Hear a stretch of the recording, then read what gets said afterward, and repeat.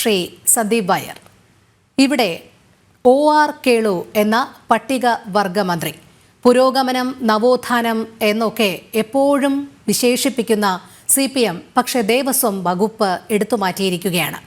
ദേവസ്വവും parliamentary കാര്യവും എടുത്തുമാറ്റിയപ്പോൾ നൽകിയ വിശദീകരണം എന്ന് പറയുന്നത് അദ്ദേഹത്തിന് പ്രവൃത്തി പരിചയം അല്ലെങ്കിൽ പരിചയ സമ്പത്ത് കുറവാണ് എന്നുള്ളൊരു ന്യായീകരണം മാത്രമാണ്. അപ്രകാരം തന്നെ അതിനെ നമുക്ക് കാണാൻ സാധിക്കുമോ? നോക്കൂ, ശ്രീ OR കേളു വാസ്തവത്തിൽ കേരളത്തിലെ ആദിവാസി ജനവിഭാഗത്തിന്റെ ഏറ്റവും ദുരിതപൂർണമായ ജീവിതത്തിന്റെ ഒരു നേർചിത്രമാണ് എന്ന് നമുക്ക് പറയേണ്ടി വരും. കാരണം സ്വാതന്ത്ര്യം കിട്ടി ഇന്നേ വരെ കേരളം രൂപീകൃതമായതിനു ശേഷം രണ്ടാമത്തെ മാത്രം മന്ത്രിയാണ് ആദിവാസി വിഭാഗത്തിനായിട്ട് ഉണ്ടാവുന്നത്. CPM-ൽ നിന്ന് ആദ്യമായിട്ടാണ് ഒരു ആദിവാസി മന്ത്രി ഉണ്ടാവുന്നത്. എന്തുകൊണ്ട് ആദിവാസി ജനവിഭാഗങ്ങൾ നമ്മുടെ സംസ്ഥാനത്തിന്റെ ഭരണ തലത്തിൽ നിന്ന് ഇത്രയും കാലം അകറ്റി നിർത്തപ്പെട്ടു, ഇപ്പോഴും അകറ്റി നിർത്തപ്പെട്ടുകൊണ്ടിരിക്കുന്നു എന്നുള്ളതിന്റെ ഏറ്റവും പ്രധാനപ്പെട്ട ചിത്രമാണ് ഇന്ന് ശ്രീ കേളു മന്ത്രിയായി സത്യപ്രതിജ്ഞ ചെയ്തതിന്റെ ഏറ്റവും പ്രധാനപ്പെട്ട ഉദാഹരണമായി നമുക്ക് ചൂണ്ടിക്കാണിക്കാൻ സാധിക്കുന്നുണ്ട്. കേളു ആദിവാസി വിഭാഗത്തിൽ നിന്ന് ഒരു മന്ത്രിയായി വരുന്ന സമയത്ത് സ്വാഭാവികമായിട്ടും അത് വലിയ സന്തോഷമുണ്ടാക്കുന്ന കാര്യം തന്നെ ആയിരിക്കണം ആദിവാസി വിഭാഗങ്ങൾക്ക്. പക്ഷേ ആദിവാസി വിഭാഗങ്ങളിൽ നിന്ന് വരുന്ന ഒരാൾക്ക് അർഹിക്കുന്ന പരിഗണന കൊടുക്കാൻ സർക്കാർ തയ്യാറായോ എന്ന ചോദ്യം വളരെ പ്രസക്തമാണ്. അദ്ദേഹത്തിന്റെ വകുപ്പുകൾ വെട്ടിക്കുറയ്ക്കുന്നു. ആ വകുപ്പുകൾ വെട്ടിക്കുറച്ചതിന് പറയുന്ന ന്യായീകരണം എന്ന് പറയുന്നത് അദ്ദേഹത്തിന് പ്രവൃത്തി പരിചയം പോരാ എന്നുള്ളതാണ്. ഈ പ്രവൃത്തി പരിചയം ധാരാളമായി ഉണ്ടായിരുന്നത് കൊണ്ടാണ് മുഹമ്മദ് റിയാസിന് പൊതുമരാമത്തും ടൂറിസവും പോലെ ഭാരിച്ച വകുപ്പുകൾ നൽകിയത്, MP രാജേഷിന് തദ്ദേശ സ്വയംഭരണം പോലെയുള്ള വകുപ്പുകൾ നൽകിയത് എന്നത് സംബന്ധിച്ചൊന്നും മറുപടി പറയാൻ ഇവർ തയ്യാറാകുന്നില്ല.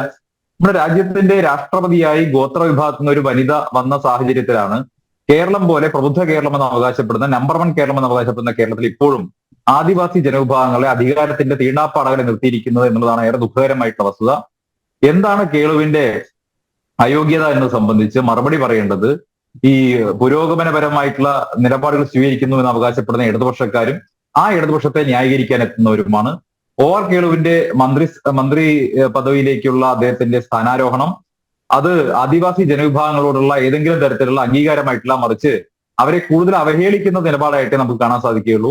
ആദിവാസി ജനവിഭാഗങ്ങളോട് എപ്പോഴും CPM നേതൃത്വം, കമ്മ്യൂണിസ്റ്റുകാർ സ്വീകരിച്ചിട്ടുള്ളത് വളരെ പ്രതിരോധകരമായിട്ടുള്ള നിലപാടാണ്. ഇന്നത്തെ അവസ്ഥയിലേക്ക് കേരളത്തിലെ ആദിവാസി ജനവിഭാഗങ്ങളെ തള്ളിയിട്ടതിൽ കേരളത്തിൽ CPM-ന്റെ കമ്മ്യൂണിസ്റ്റ് പാർട്ടിയുടെ പങ്ക് അത് വളരെ വലുതാണ്.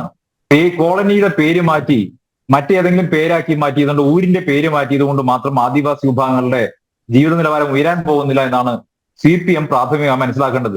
ഈ ചർച്ചയുടെ ബാക്കി ഭാഗത്ത് CPM എപ്രകാരമാണ് ആദിവാസി വിഭാഗങ്ങളെ ഇന്ന് കാണുന്ന ദുരിത കയറ്റിലേക്ക് തള്ളിവിട്ടത് എന്ന് കൂടി സൂചിപ്പിക്കാൻ ആഗ്രഹിക്കുന്നുണ്ട്. പക്ഷേ ഇവിടെ പ്രാഥമികമായിട്ടുള്ള നമുക്കുള്ള മറുപടി വേണ്ടത് OR കേളുവിന്റെ അയോഗ്യത എന്തായിരുന്നു എന്ന് സംബന്ധിച്ചാണ്.